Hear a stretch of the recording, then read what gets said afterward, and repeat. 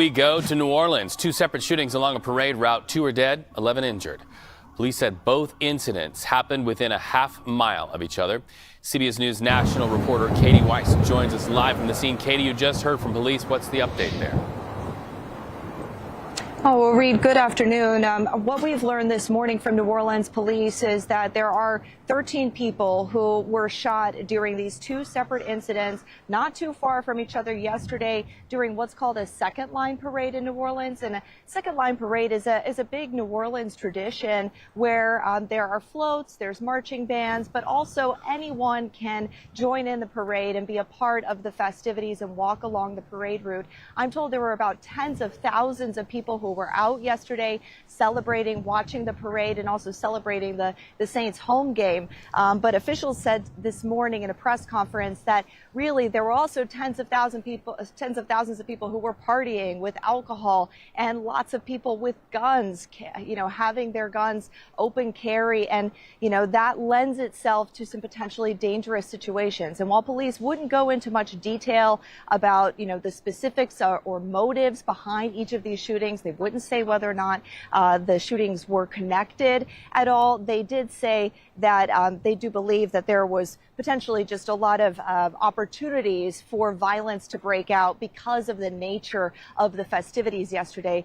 And so that's something that they actually said this really lends to a larger discussion about whether or not open carry policies and laws should be allowed here within the city limits. Take a listen.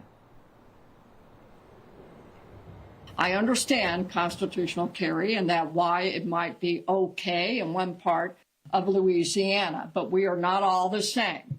You cannot say that certain parts of Louisiana reflect what is true for New Orleans.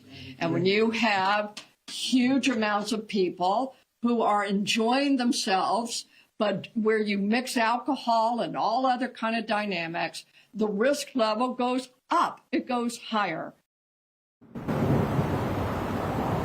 Now, it's also important to point out that in a separate incident, there was also a woman who was run over by a car, according to police. They told us that this morning, but that was also a separate incident. She was not included in that number of 13 people who were shot yesterday. Reed? All right, and Katie, question in light of what happened, did police talk about any of the overall crime issues that are happening in that area, if this could be connected to any of the new numbers in New Orleans?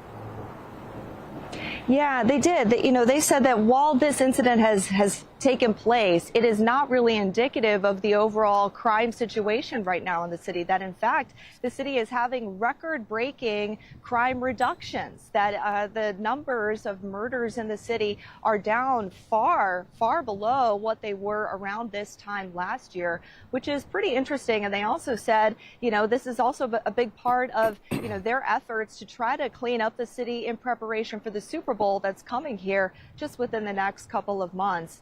So definitely, they're trying to paint the picture that it's okay. Second lines are overall safe, that this is just, unfortunately, an isolated incident. They said the last time that a mass shooting like this happened during a second line parade was almost 10 years ago.